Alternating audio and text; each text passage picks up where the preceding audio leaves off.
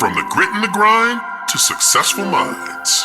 Live from the entertainment capital of the world. Your hosts, Jillian Batchelor and Daryl Hanna.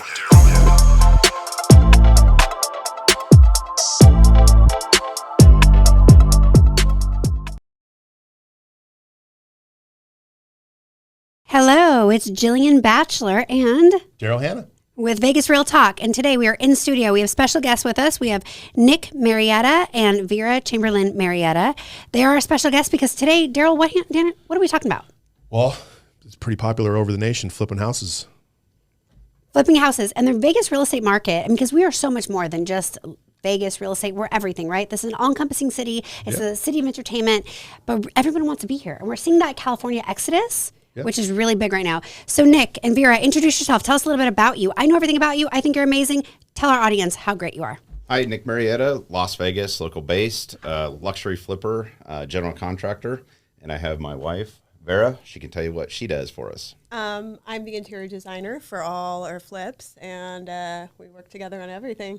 You guys, she's being really humble, but you've seen the flips, right? Oh, yeah. I mean, Vera's design is what sells these flips for about 20% higher than what any other designer or flipper in town can actually get. Yeah. These properties are stunning, and they're cutting edge, which is what I really like about them. And when you're looking through Instagram and all those pretty pictures, that's what Vera does. Right? Oh, thank you. So Vera, where do you get your edge on your design? Tell us a little bit about that. I think I'm number one, just obsessive, and I just consume like interior and architecture. And then I've traveled a lot. I've lived in a lot of big cities and just things like that. I just think, I have an art school background, and I just think a little bit differently about You've been exposed to a lot of things. Yeah. That's great. And Nick, so I know all about your background. I know you've done like 6,500 homes in the Valley. You own a construction company. I mean, you own like 99 companies, but you own a construction company, you own a flipping company. You do all of these great, amazing things. You're like the #1 luxury flipper in Las Vegas, but you're not only in Las Vegas. I know you're in Kansas City, you're in Arizona, you're in Utah, you're in California. I mean, where is Nick not located? Let's be honest, you guys. Like it's all over the place. But tell us a little bit about your flips and how you got into flipping. So, made it to Phoenix in 2006, started working for several different framing companies down there, and then that led into the recession, and then the recession led into, obviously, one of the biggest flipping markets there was because there was so much inventory, and just took the construction company and worked with investors and reverse engineered it from the backside of the, doing construction, learning from them. I've done 6,500 remodels, and then a few years ago, I had the opportunity to get into the luxury market, and that's when everything changed.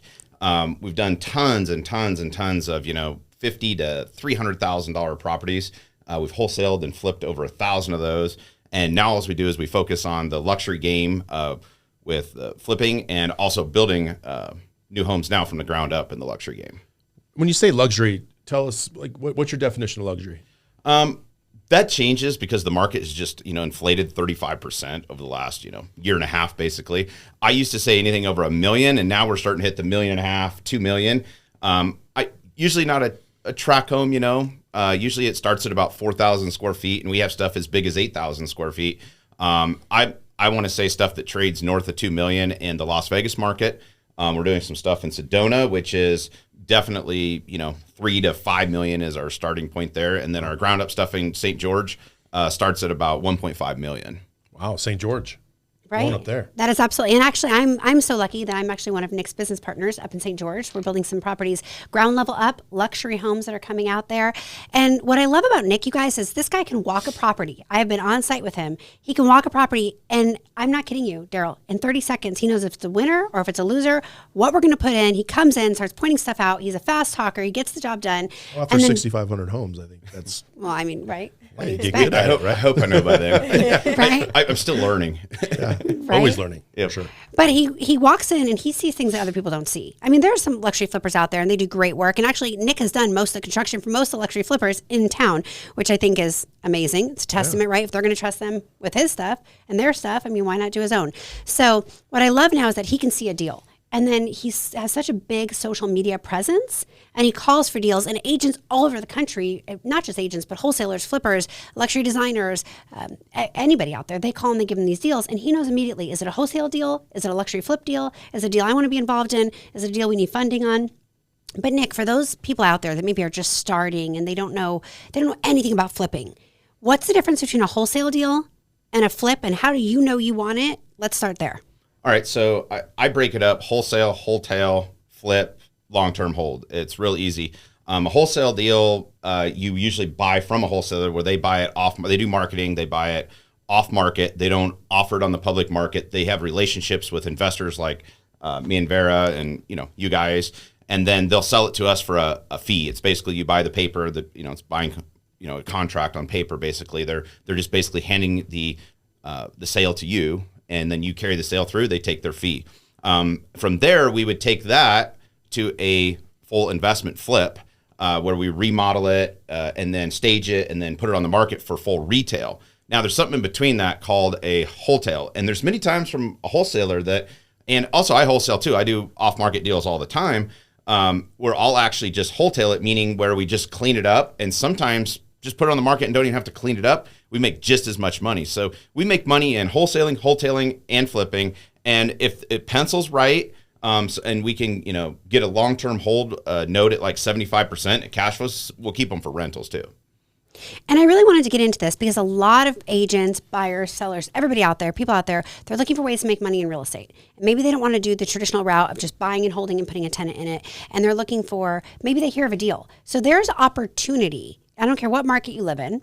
If you have heard, let's say your neighbor's house, your grandma's house, your friend's dog groomer's house, they're going to sell it. And maybe that house needs some work. And they don't have the time for whatever reason. They don't want to put it on the regular open market. They don't want to traditionally sell it, but they need quick cash. Like I had a neighbor who just needed quick cash. They just wanted out. The house needed a little bit of repair. They didn't want to deal with the repairs. It was a higher end home and they were wholesaling it. And they wholesaled it for $865,000.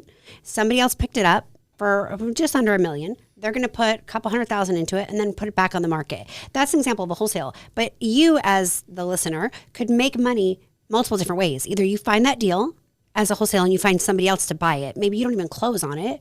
There are some states where you can do a dual escrow, which we can get into here in a minute, where you then wholesale it out, where you sell it to a flipper, or you can put it on the market, like you said, wholesale, and just maybe just need a little cleanup. So I really wanted to kind of go into that a little bit about how people can make some money. And Daryl, you've done a lot of flips over the years. Tell me a little bit about your experience in that. Well, it's been a while. Most of my flips came prior to 2008. I think I flipped 76 homes.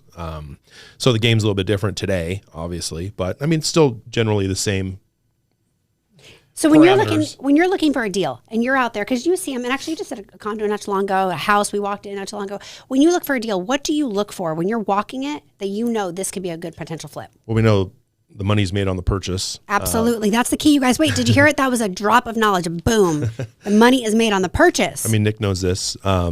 It's obviously, there's a lot that goes into it. With me, I always looked at everything but the house first. Location, where it's located, is there a street behind it, are there power poles behind it, or what's the neighbors look like when I drive down the street? Do I get a good feeling about it before I even look at the house? Yep. Was always my big thing. Because I don't want it to sit. And a lot of these flippers make the mistake of, yeah, it's a great house. Yeah, you get a great price for it, but there's power poles behind it. There's a street behind it. You end up sitting on it and dropping the price to sell it. So I don't ever want to be caught in that situation. So to me, it was a lot of doing my homework before I even looked at the house. So if it checked all those marks, then I would go and actually take a look at the property itself.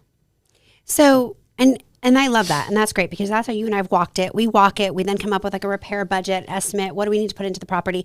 Generally, the minimum threshold I would tell somebody, if they were just a novice, they've never done a flip before, they don't know about real estate investing, and they're like, what do I need to be buying this property? I would say the minimum you need to buy it for is at least 20% before what we call after retail market value, right? Oh, yeah. So you need to buy it for at least 20% below that. Now, if you're in an appreciating market like today in Las Vegas, we're in an appreciating market, you might buy that and it might be 2 or 3 months due to the rehab, and the market might have gone up another 2% or 15%. In today's market, it might go crazy. So you can be making additional money on that. Nick, when you're looking at a deal, are you looking at it with those same parameters, or tell us a little bit about that? I take all of Daryl's parameters and then I buy anything. And when I buy anything, I take and I start deducting, like he was saying. Daryl, the way that he invested was a really smart way, very safe way. I'm a risk taker, like at a high level. Yes. So if there's money to be made, I don't say no. So where Daryl, he's like, I don't want to deal with that. I can look at more deals. Yeah. Me, I take all the deals. So he's very, very good at But it makes doing sense that. what you're saying too. Absolutely. Yeah. So I just start deducting that power line, $5,000. This busy street, $15,000. The roof's bad, $5,000. You know, AC needs replaced, $5,000. It needs, plaster needs to be chipped. It don't have a yard. It backs a commercial building, whatever. And I just deduct out. And I mean, that's how you look at the deal, Yeah. at the end of the day. 100%. And Nick, the great thing about you is that you understand more so than most people that time is money. Time is money when it comes to real estate, you guys. And again, today we're in a very great luxury appreciating market, but it hasn't always been the case. So a lot of flippers, it's about getting in and getting out. And you have crews. So because you've done this, you're an experienced professional when it comes to flipping. You have crews. I'm going to get the doors done. I'm going to get the windows done. I'm going to get the roof done. I'm going to get the pool redone. I'm going to do the plastering. Maybe the average flipper doesn't want to take on such a huge job, but you can take on very large jobs because of the fact that you have the crew. So you understand time is money. So talk to us a little bit about that. Well, speed is everything. Time kills all deals, and money loves speed, right? So it's number one, when the deal comes across your desk, you better go now, not 5 minutes, 10 minutes, 15 minutes later. If you're a wholesaler, you get a lead. You get on that lead, you follow up. When are you going to talk to your husband when you're going to sell this house? When are you going to do X? You always have to be on it. And then also remember, you need to be ahead. You need to be able to close quick. So the speed comes in getting the contract. The speed comes in being able to close quickly. The speed comes once you start paying interest, when you have a loan on the property, because now every single day that costs you money. So the speed matters then. The faster you can get in and the faster you can get out. It all adds up. And then obviously once you list it, having a good agent, making sure you got good photos, good staging, good design, all of those things make the difference in getting it sold and making sure that you vet those offers quickly, get those done, get it in escrow and get it back. Because the quicker you can repurpose your money is the higher return on your money, ROI. Absolutely. So we're talking about speed and how, it can kill you. It can make you or kill you. So give us some examples on how it could kill you. Okay. So first of all, I'll go through all the steps again for each one because everybody needs to know. If it'll kill you if you don't make the phone call, the next guy will already have it bought. Gone. Number two, if you need to do inspections, appraisals, all these different things, and you don't have fast money to take it down, once again, they probably won't accept your offer as a wholesaler. I always take the wholesaler that can get me my money the quickest. If it's $2,000 or $3,000 less, I usually go with him because I know he's got the cash. I know he can close. There's no issues. And then also with the construction, if you don't have a good contractor, okay, once again, and you're not organized prior going into the flip, that costs you time. So that affects there. And then once again, on the back end, like Daryl was explaining, the area and how it's marketed for sale kills it. So those are all the areas of the speed can kill you besides the money. And real quick too. Because the interest too. And so we're talking about speed. And so one of the things I know a lot of maybe less experienced flippers or maybe not as large flippers are dealing with right now is they're dealing with supply chain issues. But you don't really seem to have that problem. Maybe it's just my perception. Talk to me about how you're dealing with supply chain issues because you're getting your stuff done and knocked out. Well, I'm going to talk for just a second on that real quick, and then I'll let Vera tell a bit about that, about materials. Yep. But with supply chain issues is before I buy the house, I get with Vera, which is my designer, and I ask her, what's the inspo pick? What are we going to do with this? And I'm already ahead of, can I get that type of cabinet? Can I get that type of granite? Does Floor and Decor have, that tile? Can I get, is baseboard out? Baseboard, MDF baseboard's been out. So I try to get ahead of the deal, but when I'm purchasing, I know it's coming and I know roughly what I need. I either get it in stock, order it now, or make sure that it's available. And she can tell you an example of what we do with suppliers and what she has to deal with on even sometimes when she specs something, how fast it goes. Yeah, I'm having to constantly change now recently. It's becoming more and more of a problem, but I just make adjustments. It might mean that everything gets changed around. And then just in general, I usually, when he sees a property or he hears about a property, him and I usually go walk it together and make those decisions like kind of fast at that moment. And then I will fine tune them.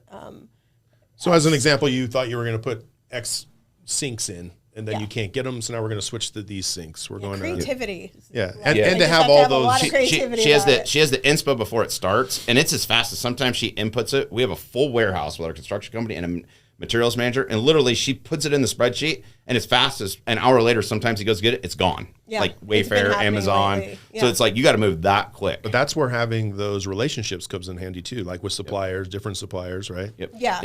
And And I was just going to say, going into the speed. So it's not only do you have to be able to source those materials, and be able to purchase them, and be able to get them. When it comes to Vera, she has to be able to also be ahead with speed. She has to also be ahead of the trends, right? Yeah. Because what you don't want to do is you don't want to put something in. I remember when the flipping market was big in Vegas a few years back, everybody was painting all the cabinets gray. Mm-hmm. Gray flooring, gray cabinets, gray walls. If I see another gray house, Including I'm gonna Jillian Batchelor. throw up. Hey, yes, true, right? Everybody wanted it. On Yeah. Facebook, I'll never forget, she was showing everybody. I know, but if I see another flipper going gray, gray, gray, gray, gray, it's like 50 Shades of Gray. I like the book, you guys, but I don't like it in the houses. So let's go something different. So with speed, you're also having to come into the design trends when it comes to speed. Yeah, and that's where I can pivot pretty quickly on that. And then sometimes I feel like sometimes it can hurt us though, because I'm a bit ahead a lot of times. So it's edgy. Yeah, and then it takes maybe another 6 months before everybody gets it. And then people are like, oh, wait, yeah, I get it now. Yeah. But I feel like the California buyer gets it, at least. Yeah, she's doing stuff like that's over in Europe and Italy and different places like that that's already trending over there and hasn't started trending here. And it kind of seems like it goes across there, it goes New York, and then it kind of moves to California, and then it moves up to our market. And I'm like, first I was like, what are you doing? And you go on Instagram and you'd see 1/10 of what she's doing and 9/10 of everything else that everybody else is doing. Yeah. And that's what you want to be doing. That's a golden nugget. Yeah. Because that is actually how you're commanding the higher sales price. People are seeing it's not the same. And years ago, I used to design for a big builder in town, and it was the same. And I get it. They have to appeal to the masses, right? So I understand why they were doing what they were doing, but there just wasn't any edge to it. So I know we're business partners in St. George. We talked about that. And we're trying to edge them a little bit because that market's even behind us. Yeah. So we're like, wait. So we got to bring them out of just all white cabinets. Can we get like a splash of color? Can we do like just a tiny bit? Yeah. So that's a big part when it comes to it. Right? So let's also talk a little bit about financing flips, because people are scared. People ask me all the time, do I have to have like full cash? I mean, the traditional way is you could have your own money. You could have cash, you buy the house, you're first going into being a flipper, you have the money to do the construction, and then you put the house back on the market. That's traditional. Or you finance the property in your name, and then you get some money for it. Maybe you have the cash to do the construction. But Nick, on your level, I mean, I know we just did a $10 million deal together. We have nearly $100 million in real estate assets out there. Well, I know you didn't have $100 million cash of your own money to put out there. I know you probably will in like 6 months, but right now you didn't. So how did you get into, without getting too specifics, but how did you get into if somebody doesn't have the money? Real simple. If you're going to be a flipper, first thing you need to do is you need to line up your gap money, it's called, or down payment money. Yep. A lot of people don't understand what gap is. Gap is when you go get a loan on the house, you need to have a down payment and you need to have money to pay the interest payments and probably a little bit of operating capital to get the loan. So first you need to go get a line of credit and you need to get your gap or your down payment money. If you don't have it, you can get investors to do that. All you need to do is have equity. If you have equity in the deal, anybody will get you the money on it because they're like, there's no way I can lose on this, right? So once you have your gap money or your down payment money, and that usually runs, 15, 20% of the deal, typically when you're starting out, then you go to like Anchor or Kiavi, which used to be Lending Home. There's all kinds of different people out there. You submit, if you have $200,000 in the bank, they'll give you a $2 million line of credit. They'll usually give you like 10x of what you have in the bank. So you get that money secured in the bank, you get yourself a line of credit, and off you go with them. It's usually running between 7% and 0 points, as high as I've seen 14 and 3 points. But pretty average right now is like 8 and 1, 9 and 1 is a pretty typical thing. So let me break this down for people, just make it really simple. I want to buy $1 million property. The actual purchase price, the initial investment is $1 million. I might need, you said 15 to 20% down. So I'm going to need $150,000 to $200,000 down, right? Because this is really kind of short-term lending because you're going to pay a little bit more of a higher interest rate. So this isn't like your permanent loan that you'd have on the house, right? Because again, you're going to sell it, assuming you're going to flip it. So I need about $150,000 to $200,000. Now, either I can use my own capital for that, I can borrow money from friends, I can get investors, and I will pay them back a spread. Then I'm going to finance through one of those lenders my 85 to 80% of the difference. Now, what about my construction costs? Can I finance that if people are asking me? Yeah, so that's a great question. I'm glad you went through that. I'll just break it down real quick like she was doing. So usually you're going to be somewhere between 70 and 80% of ARV, which is after repair value. So I'm going to break it down at 100,000. It's easier for most people to understand it. So if you're after repair value means all your repairs are done, it's market ready, that's $100,000. Usually your loans are running between 70 and 80% of that, meaning you can borrow an accumulative amount of $70,000 to $80,000. Now that is acquisition and your financing for your rehab funds, which is usually, 20% of the deal. Usually is about what I configure for the rehab funds. So let's say you purchase it for $50,000 and you need $25,000 for rehab funds. That would be 75% of ARV, and they might make you put 10% or 20% down. And in some cases, you bought it so good and the asset is leveraged right where you don't even need to put anything down. Wow. Yeah. So I love Kind of that. the same thing they do with appraisals, right? Exactly. Same thing. There's such a big spread, they don't even require an appraisal. Yep. Yeah. So that's why when people say you can really buy a property to do a flip with no money, not your own money out of your pocket.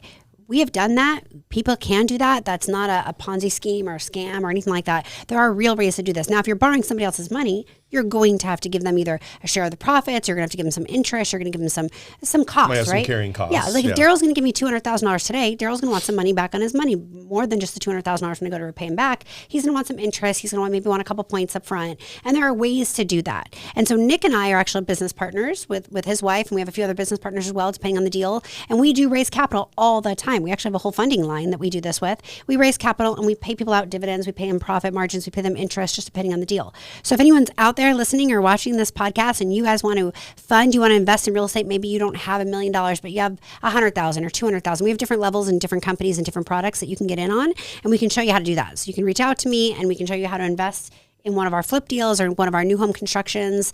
We're always looking for gap funders. We're always looking for investors because Nick, what do we want to do? We want to go like $300 million company, right? Yep. Billion dollar company. Trying to build a $1 billion company. With a $1 billion company, you need to have 150 million liquid to do that at any given time. You guys, who can give us $150 million liquid today? Call me. Call me right now. If you have $150 million and you want to invest it today. I mean, get together a couple of friends if you don't have the full $150 million by yourself. We'll settle for 100 million. Yeah, right? absolutely. And you guys actually, and these are great deals to the point. So John Gafford, one of our other business partners and one of the owners of Simply Vegas, he had mentioned if you're going to invest in something you can go and see, a tangible asset that you can touch. So Nick's projects, even if it is in St. George, like our St. George project, you can drive out there and go look at the land. You can stay on the land. We've taken investors out there. We've taken the jet out there. We've taken the Mercedes Sprinter van out there. We have driven to the product. You can actually see it. You can stand on it. In Vegas, you can walk any one of our projects, any one of Nick's projects, any one of the business partners' projects. You can see it. If you have a project out there that we can touch and invest in, and there's security instruments. So you guys, these are safe investments. I mean, nothing is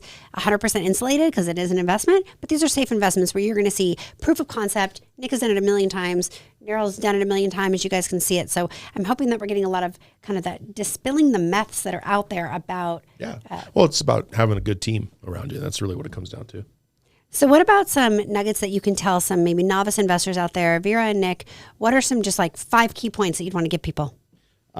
First one is we just come out, it's called Big Money Flipping. Me and John Gafford are partners on that, the owner of Simply Vegas. Go big, don't go small. I went small too long. It's just as easy to go big as it is small.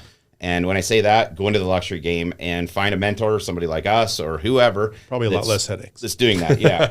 Number one, think big. Another big nugget is start networking. Networking is a big thing in this business. Yep. Start going to investor meetups, start going to luncheons with realtors, go to open houses, anything, get your name known on social media, YouTube, anything. Say, this is what I do and put it out to the world. Those are the 2 biggest nuggets in this game that I could tell you is make sure the one that with the most attention wins. That's a Grant Cardone thing, right? Yep. Whoever gets the most attention wins, and make sure you go big. And Vera's got some design and flipping, I'm sure, nuggets that she I think actually one of the most important things or advice that I could give to anyone trying to get into this is to take risks. You cannot be scared, and you have to, and that has to do with that whole velocity thing, that you have to be willing to pull the trigger and do something scary and take the risk. You might fail, but that's okay. You're going to take a risk again, and you will win eventually. Scared money doesn't make money. Exactly. You guys, I was taught that when I was a kid. Scared money doesn't make money, and you have to be willing to do it. And again, even if you don't have your own money, you can raise capital. We learned that. And Daryl, you and I were just having a team meeting this morning with our real estate team in Las Vegas, and we were just telling them, I loved, and Nick didn't even know this, he queued it up for us, about thinking big. Yep. We're doing a coaching session for our realtors this week, a 2-day intensive life-altering coaching, because we want people to think big. One of the best things I feel like that have come out of my relationship with Nick and Vera is I only met Nick and Vera about a year ago, and Nick without even knowing it, helped me to think even bigger. And I'm already a big thinker. I'm already a big dreamer, big thinker, but he challenged me without even knowing it to think bigger. He challenged me multiple times to get out of my comfort zone, do something that I was uncomfortable with. Vera just said it, take risks, challenge me to do that. And that's what we want to do. We want to challenge you as our listeners and our watchers out there to think big, whatever business that you're in, but especially real estate, Daryl, right? You can make so much money in real estate. Absolutely. Do something different. Don't be, you stay in your shell and you don't change. You're never going to grow.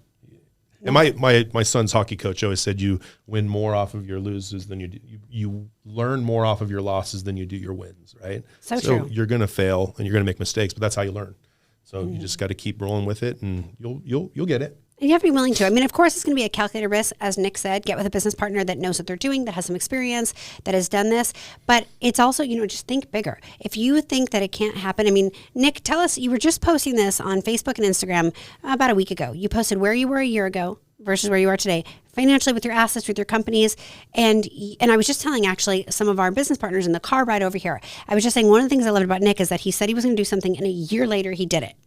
And so Nick he's an implementer, right? I like to consider myself as a builder. I'm a builder. He's an implementer. Nick sees the vision, walks it, comes up with it, and does it. Done. Because he doesn't waste time. Yep. Definitely on that. One big thing on that, a year ago, if you go to my Instagram and TikTok, I have a video that says the power of saying no.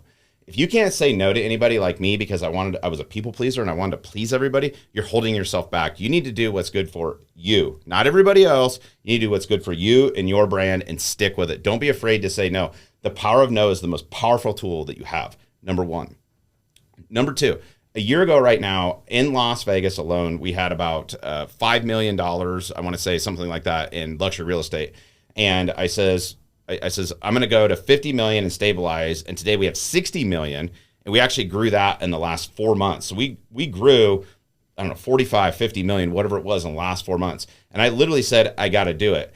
And if you're going to do that, one thing I want to recommend to you in going big is find a way in the business where you can outsource more deals, where you can scale. Because if you can't scale, you can't make more money. What do I mean by how outsourcing and scaling? Outsourcing and scaling is like this.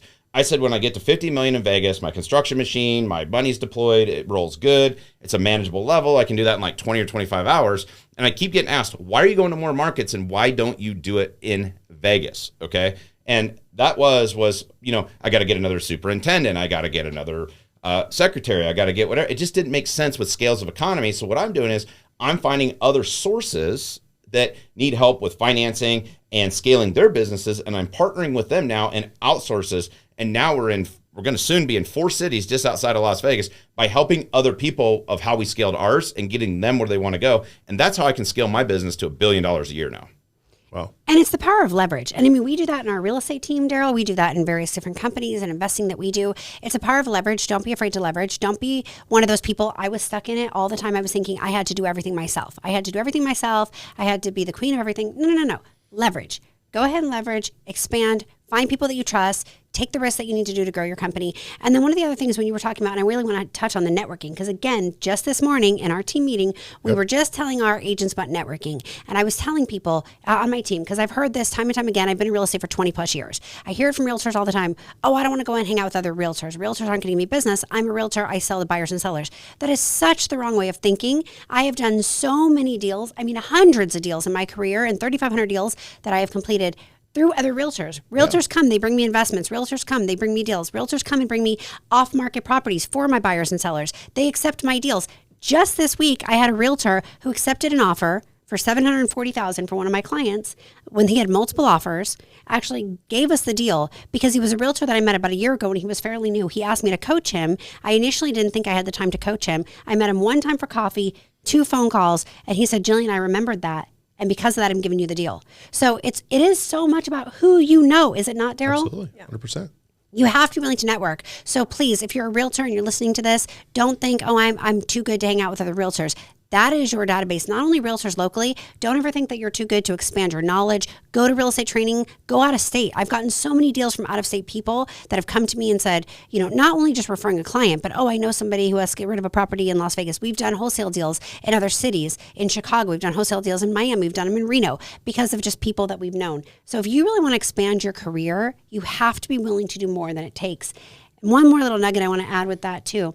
People ask me all the time, and I am definitely not to the level of success that I want to be at, but I've obtained some success in my real estate career for sure. And people have said, Jillian, what's the key to your success? And what did I say this morning? It's willing to do more than needs to be done, going that extra mile, willing to invest in myself, willing to invest in my career. We talked about the coaching and training that we're doing this week with our agents. I know I need the coaching and training. I want to continue to get better. I want to continuously challenge myself to think bigger, like Nick and Vera have said. I want Daryl to think bigger. We want to always, the real estate market is ever changing. Is it not? The financial market is forever changing. Always will. Yeah. And we have to just grow with that. I mean, Daryl, if someone were to ask you, what's the key to your success? What would you say? Definitely my work ethic. 7 days a week, just, it's Grinding. for 20 years, just working Grind, hustle. Yeah, the hustle. And I love it. I mean, I love what I do. So you have to love what you do. So Nick and Vera, what's the key to your success? If I want to be the next Nick and Vera, how do I do that? You share with everybody how you got in real estate. That's a good one that kind of will go into the success. Okay. Me? Yes, you. How you got into real estate, what you did every day to get into it. Well, I was just obsessed about it every day, all the time. I was constantly analyzing the market, like trolling Zillow, Realtor, everything. I was just super aware of for years and years of what was going on in the market. And therefore, by the time I was ready, and I tried to learn as much as I could. I like YouTube, books, everything. So you self-educated. Love that. I was just obsessive about it. And tell them about your first deal, how many people were there and how you outbid everybody and nobody else seen the deal and you identified it. Yeah. And the money you made. Well, I was in a room or in a house. There were about 15 other male investors, and they all didn't see the value in it. And I walked the house and I knew it. And the comps weren't sustaining it. But there was a house across the street that didn't fall into the comps, but it was beautiful. It had been remodeled. And I was like, that's kind of my comp. If they can attract that buyer, then I can attract the buyer here. And I made $100,000 on that, my first deal. So you saw the vision and you were willing to take a risk. That's what I just heard you say. So your little designer heart came out. Yeah. And your risk-taking side came out, and you were like, I'm willing to take it. And, no risk, no reward, you guys. If you're not willing to take a big risk, it goes into us even joining forces as a team. So we've been a team now for a little over 4 years. People came to us. They came to each one of us individually. They came to us together, and they said, why are you guys joining forces? You're both two big realtors. Teams. You both have teams. Like, why do you need each other? Key was we didn't need each other, but we saw the value in having each other. We saw the value of a little yin and yang. Oh, I was just going to say that. See, I love you, partner. A little yin and yang. And we saw the value of, hey, I'm going to learn from you. Again, never be too good to learn. Nick gets business partners all the time. He's never too good to learn, and he's the best luxury flipper out there in the Las Vegas real estate market. Never just think that you're too big to grow, too big to learn, because when you do, then you're going to fall. Yeah, and you can always do so much more with a partner, with a good partner. Mm-hmm. Especially if they're good looking. Yeah, this one. The yin and yang with us is obviously we join forces because your strengths were my weaknesses, my strengths were your weaknesses, and it's worked really well. And I think in any business partnership, you have to have that. And you can just do so much more with somebody else than on your own. Obviously, it comes down to being a really good delegator, which I've learned a lot from you on that. But it's been great. And last, I want to kick this back to Vera and Nick, and I want to talk one more time about the power of social media. I know we touched on it a little bit, but we're living in a different world. 20 years ago, social media didn't even exist. People were still on TV and billboards and newspapers. I don't even know where you'd buy a newspaper today if you wanted to get one, maybe the grocery store. I'm not really sure. But the power of social media, you guys, we are in a rapidly changing, fast-paced world. Talk to us about social media because you guys are great on social media. Social media literally comes down to posting. It's true. Wait, so you have to post? And being yourself. Don't try to be like Grant Cardone's like my idol, right? Like I want to compete with Grant Cardone. Like that's where I'm going. Like I can't wait, Grant. till we're competing on deals, and I'm 1,000 higher than you. I'm coming for you, dude. But at the end of the day, when you just keep showing up, always keep putting it out. You know, I had a comment yesterday morning when I woke up on my phone, and they're like, I love you. I love what you're doing, but your content sucks. It don't make any sense to me. And I said, you know what? I'm glad I got that. I took that on the chin because that's hard to take, right? When you put your heart into everything. And I said, you know what? Thank you. I got your attention and you know me. Mm-hmm. So if you don't know anybody, or if you don't put a lot of posts out, nobody's going to know you. So the more posts you put out, the more stories you do, and be consistent. Put everything out there and just put it the way it is. It don't have to be scripted and edited. Just be yourself. Stop and worrying go. about what you look like. Yeah, just go. And it's like, I do videos all the time, and like with her, sometimes I hurt her feelings because I'm just like, boom, boom, boom. Everybody's like, you're an asshole to her. And I'm like, you know what? Like, I'm just showing what I do. Love me or hate me, you're watching it and you're commenting. Thank you. So that's my tip on social media. Yeah. Yeah. So you guys, I always like to say, if anyone in here knows me, I always like to say, if I'm a bull in a china shop, Nick is a stampede. Yeah, he is. Yeah. Yeah. Vera knows it. She's like, yeah, Jillian, that's true. All right, you guys. Well, any last little tidbits that we should leave for anybody? Any nuggets? Any golden information? Yep. I have one thing to say. Add it. If you're going to do something, do it one way, and that's the right way. Put your money where your mouth is.